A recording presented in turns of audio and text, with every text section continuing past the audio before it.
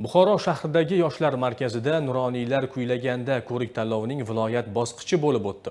Viloyat hokimligi hamda Nuroniy jamg'armasi Buxoro viloyati boshqarmasi tashabbusi bilan tashkil etilgan tadbir milliy musiqa merosini asrab-avaylash, xalq qo'shiqchiligini, an'analarni keng targ'ib qilish va nuroniylarning ijodiy faolligini qo'llab-quvvatlashga qaratilgan. Tanlovda viloyatning barcha shahar va tumanlardan kelgan ishtirokchilar o'z iqtidorlarini namoyon etdilar. Hozir shu haqda. Umrning eng go'zal qo'shig'i bu hayot tajribasi bilan boyitilgan qo'shiq. Yoshlar markazida yangragan har bir ohang ana shunday mazmunni o'zida mujassam etdi. Buxoro viloyatining turli hududlaridan kelgan nuroniylar xalq qo'shiqlari, mumtoz kuylar va milliy ohanglarni yurakdan ijro etib, tomoshabinlarga ko'tarinki kayfiyat ulashdilar. Tanlov qatnashchilari orasida xalq ta'limi, qishloq xo'jaligi, veterinariya, sanoat va boshqa sohalarda uzoq yillar samarali mehnat qilgan faxriylar ham bor. Ular uchun bu sahna shunchaki chiqish emas, balki yillar davomida asrab kelingan milliy qadriyatlarga bo'lgan mehr va ehtiromning ifodasi bo'ldi. Qo'shiqlar orasida xalq og'zaki ijodi namunalari, mumtoz asarlar va she'r asosida kuylangan ijrolar ham alohida e'tibor qozondi. Ayrim chiqishlar tomoshabinlarning uzoq davom etgan qarsaklari bilan qarshi olindi.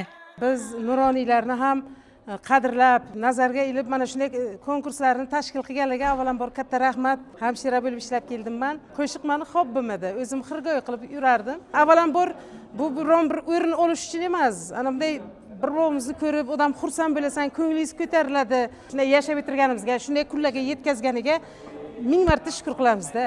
Biyo ki zulfi kajuya chashmi surmasan injost nigohi garmu adoy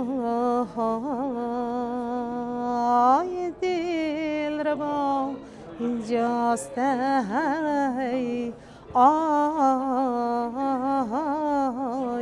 yoram mana.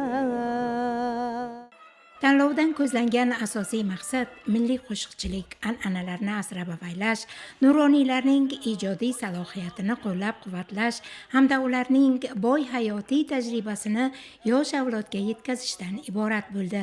Bu kabi ma'naviy tadbirlar keksa avlod va yoshlar o'rtasidagi ma'naviy ko'prikni yanada mustahkamlab, milliy qadriyatlarimizga bo'lgan ehtiromni yuksaltirishga xizmat qilmoqda. Qarangki, bizni mahallalarda ham u tuman bo'ladimi, viloyat bo'ladimi, bir ovul bo'ladimi, chet qishloqlardan, guzarlardan otaxonlar, onaxonlar kelib qatnashyaptilar. Bu nur ustiga a'lo nur. Chunki biz bular hozir kuylaydigan asarlar barchasi o'zimizni milliy ashula va qo'shiqlar. Bu tadbirlarni tashkil etganlarga, mana nuroniylar jamg'armasiga va o'zimizning madaniyat bo'limiga men kattakon minnatdorchilik bildirardim. Tadbir yakunida hakamlar hay'ati tomonidan eng munosib ishtirokchilar aniqlanib, g'oliblar diplom va esdalik sovg'alari bilan taqdirlandilar. Nuroniylar kuylaganda ko'rik tanlovi nafaqat iste'dodlar bellashuvi, balki milliy musiqa merosimizni asrab-avaylash, keksa avlodga ehtirom ko'rsatish va ma'naviy qadriyatlarimizni targ'ib etishga xizmat qiluvchi muhim madaniy tadbir sifatida ahamiyat kasb etdi.